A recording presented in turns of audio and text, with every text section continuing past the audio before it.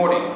Late last night, Governor Kasich's office confirmed that Director Christine Schmenk will leave her leadership post overseeing the Development Services Agency.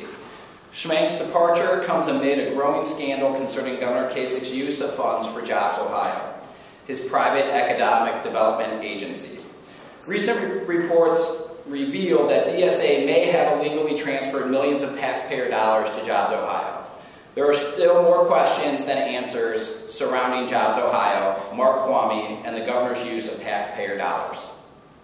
It's time the governor came clean, complied with the subpoena issued by the auditor, and opened JobsOhio's financial books to the public.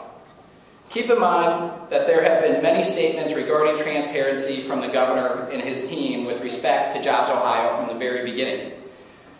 Governor Kasich indicated in February of 2011, there's no trapdoors or secret programs. You will have access to what happens in JobsOhio. Mark Kwame indicated in January of 2011, if we do our job right, we should have nothing to fear from full disclosure and transparency of the activities of JobsOhio. On the floor of the House, when we voted on the legislation to approve JobsOhio, Matt Huffman, state representative and majority floor leader, stated, "The auditor, of course, has the ability and has, in fact, indicated directly that he has every intention of auditing JobsOhio. There's no reason to accept the amendment that was at that time being offered by myself." He indicated the amendment was superfluous because, in fact, that right already existed in the legislation. Most recently, in Governor Kasich's State of the State, the paying public will have an audit. A focus on accountability and transparency, which will be an integral part of JobsOhio, from financial records and audits to the names and compensation of all employees. Again, this is a press release from the governor's website, January 20th, 2011. If the governor has nothing to hide, why has the Development Services Agency not responded to my repeated requests for information?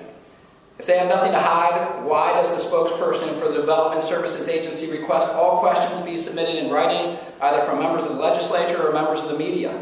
If there's nothing to hide, why is the governor negotiating in secret with the auditor what JobsOhio will and will not disclose under the subpoena issued by the auditor? Nothing to hide, why is Director Schmenk leaving in the midst of this controversy? Again, the governor, Mark Kwame, Director Schmenk need to come forward and answer for what has happened. The cover-up is always worse than what actually has happened. Under the 119 rules for hearings here in the state of Ohio, whether it is a licensed physician or any practitioner, we ask if somebody has done something wrong to immediately come forward and clean their hands in public in front of us so as to give them the benefit of the doubt if they've done something wrong. We ask the same from our governor. He needs to come forward if in fact transgressions have taken place. It's time for the governor to admit to those transgressions, reveal to the public how both public and private money within JobsOhio has been spent, how public dollars within DSA has been spent, and in fact, if wrongdoing has been done, now's the time to admit to it.